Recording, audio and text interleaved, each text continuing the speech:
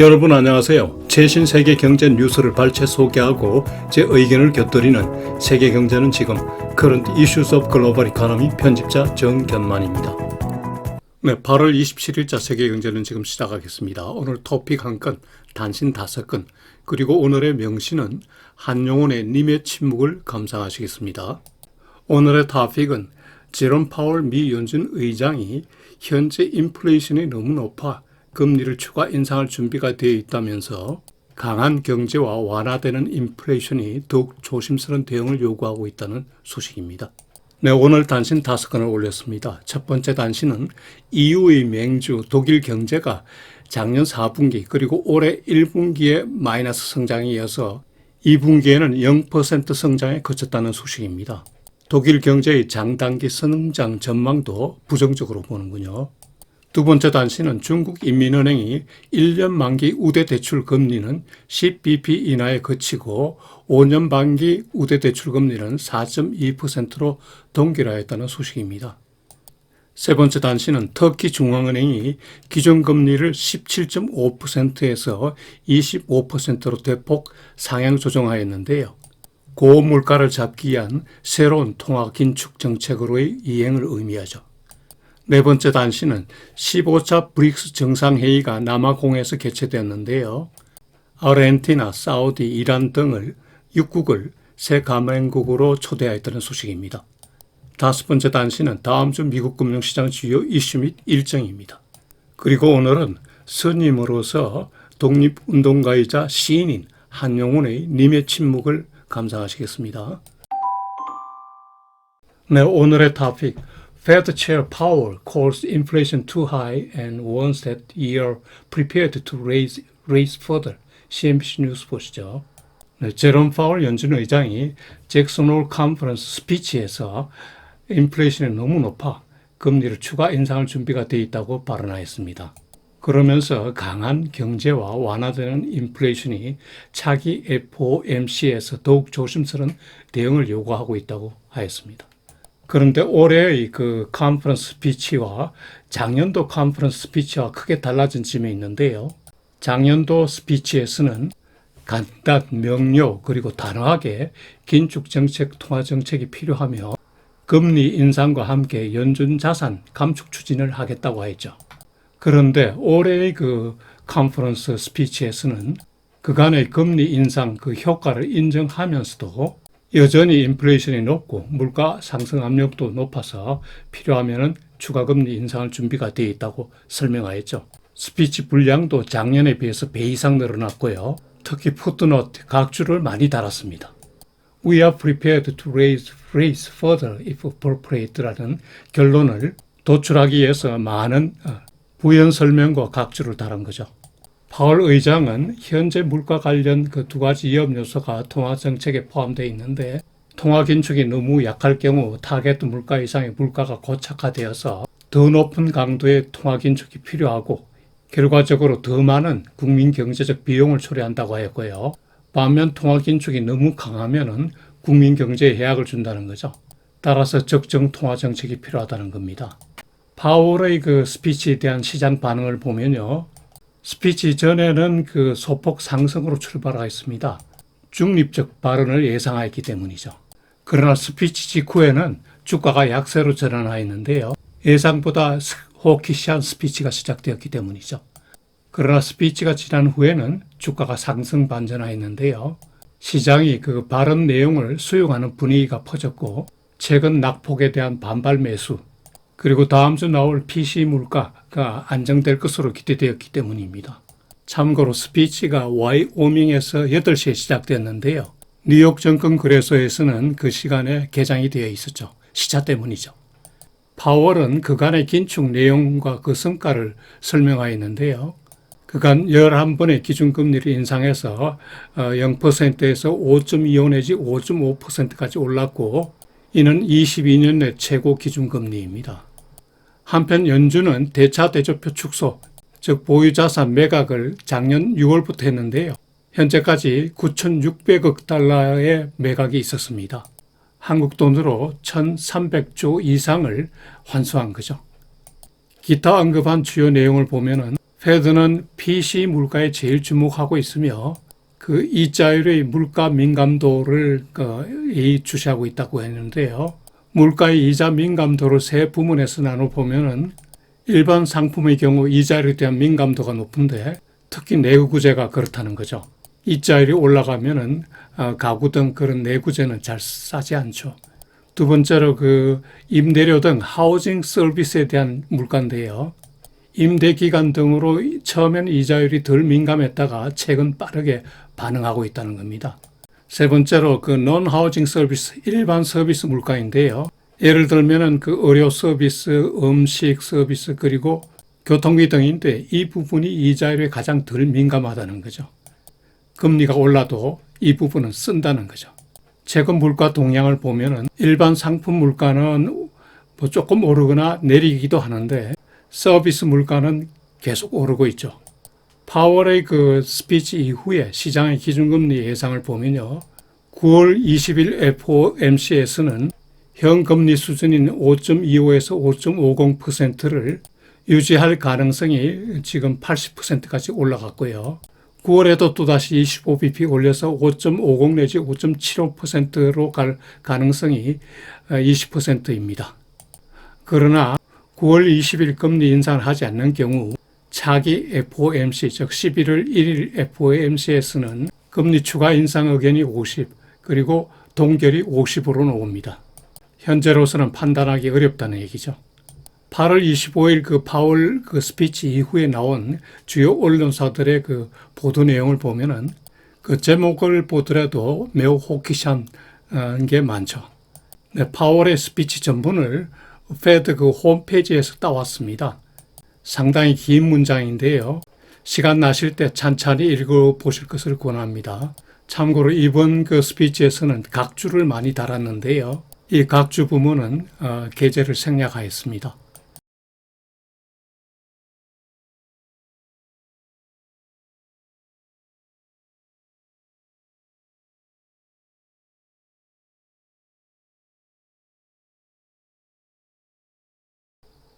네, 오늘 첫 번째 단신입니다. 독일 경제가 작년 4분기에 마이너스 0.4%, 그리고 올해 1분기에 마이너스 0.1% 등 리세션을 이어온 데 이어서 지난 2분기에는 0% 정체 성장에 그쳤습니다. 지난 2분기에 전년 동기 대비로는 마이너스 0.2% 역성장한 것입니다. 현재 독일 경제는 작년 가을 이래 경제 회복 기미가 거의 없다고 할 수 있죠.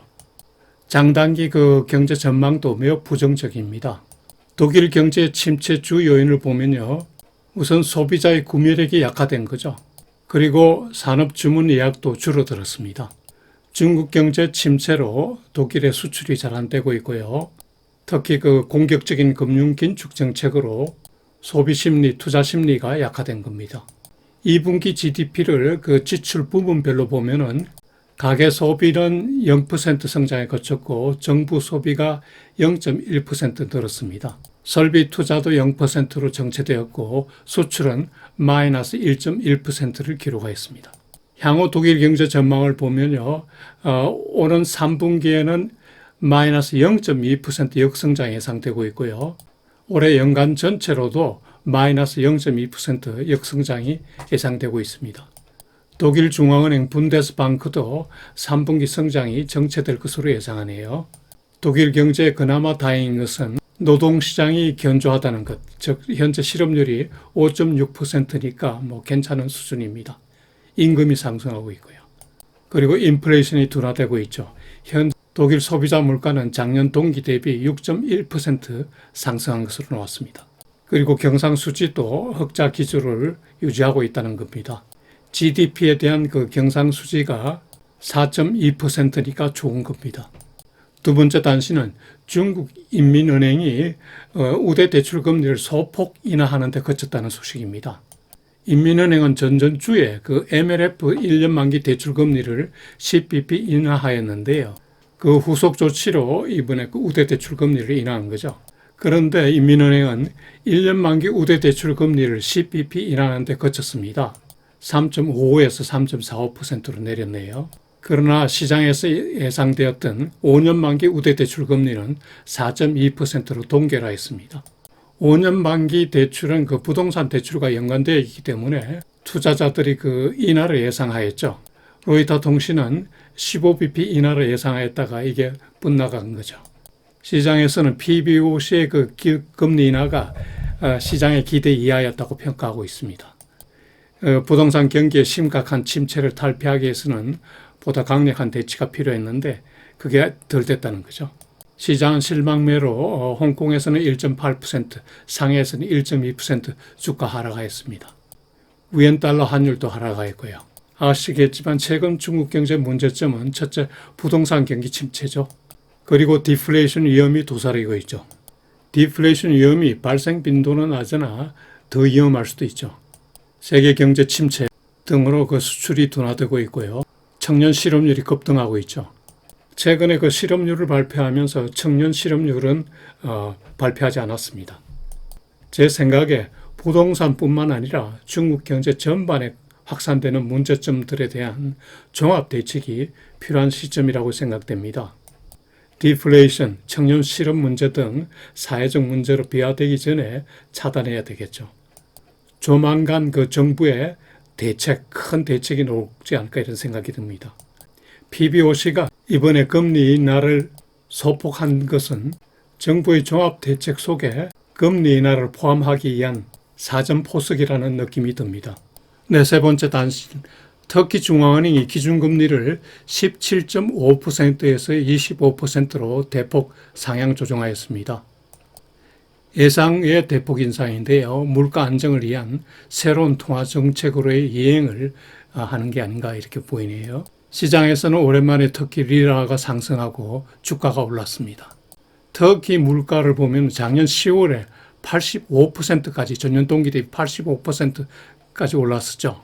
이후 물가 상승세가 둔화되다가 지난 6월에는 38% 그리고 지난 7월에는 48%까지 다시 올랐습니다. 물가 상승 요인은 내수 증가, 임금 상승 압력, 그리고 환율 저평가, 서비스 물가 지속 상승, 그리고 세금 규제라고 하는데 이게 무슨 내용인지 잘 모르겠군요. 현재 중앙은행의 물가 목표는 58%입니다. 참고로 현재 터키 중앙은행은 새로운 통화정책 방향을 제시하고 있는 것으로 보이는데요. 에르도안 대통령 미국 월스트리트 출신 그 에르칸을 새 중앙은행 총재로 임명하였죠. 과거 에르도안 대통령의 이상한 주장인 즉 인플레이션 상승기에 금리를 인하해야 된다는 그런 주장을 이제 시정하려는 것으로 보입니다. 그 일환으로 지난 6월과 7월에 금리를 소폭 인상하였는데요. 시장 기대에 미흡하였다는 평가로 이번에 금리를 대폭 인상한 겁니다. 앞으로도 금리 인상 기조가 이어질 것으로 예상하는데요. 높은 인플레이션 하에서 정통적인 통화 정책으로의 이행을 의미하는 거죠. 시장에서는 다음 달 기준금리가 30% 이상으로 갈 것으로 예상하네요. 이 경우 에르도안 대통령이 새 총재를 해임해 버릴지도 모른다는 이야기도 나오네요. 네, 오늘 네 번째 단신. 지난주에 그 남아공에서 15차 브릭스 정상회의가 개최되었죠. 현재 브릭스 멤버는 브라질, 러시아, 인디아, 차이나 그리고 사우스 아프리카인데요. 각국 정상들이 모두 참석하였는데 러시아의 경우 푸틴 대신에 부통령이 참석하였습니다. 이번 회의에서 가맹국을 확대하기로 하였는데요. 아르헨티나, 이집트, 에티오피아, 이란, 사우디아라비아 그리고 아랍에미레이트 등입니다. 내년 1월 1일부로 효력이 발생하고요. 브릭스는 현재 세계 GDP의 37% 수준이고요. 인구는 46% 수준입니다.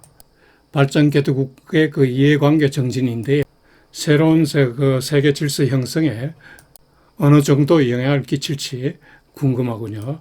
새로운 세계 통화 질서 체계 형성 가능성도 거론되고 있습니다.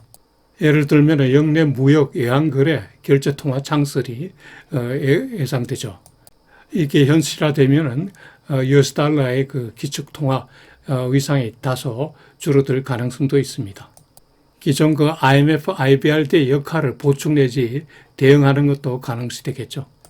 브릭스 5국의 그 지도자들이 환호하는 모습이 보이는군요.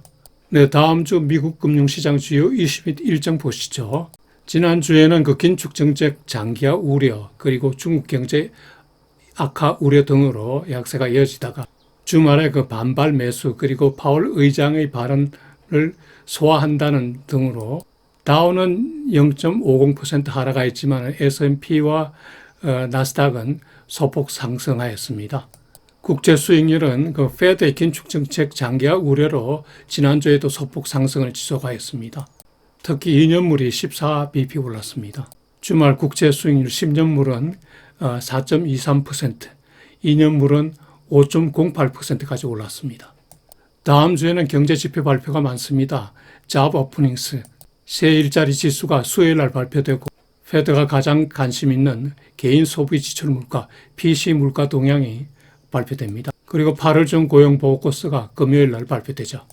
PC 물가는 전월 대비 0.2% 상승으로 둔화세를 유지하겠지만 전년 동월 대비로는 소폭 상승할 것으로 예상되네요.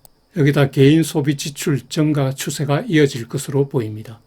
8월 중 고용 소폭 하락한 17만 명 증가로 예상되고요. 실업률은 3.5% 유지할 것으로 예상되네요. 네, 요일별 일정은 표를 참고하시기 바랍니다. 여러분 다음 한 주도 즐겁고 보람차게 지내시기 바라며 승려이자 시인이며 독립운동가인 한용운의 님의 침묵을 꼭 시청해 보시기 바랍니다.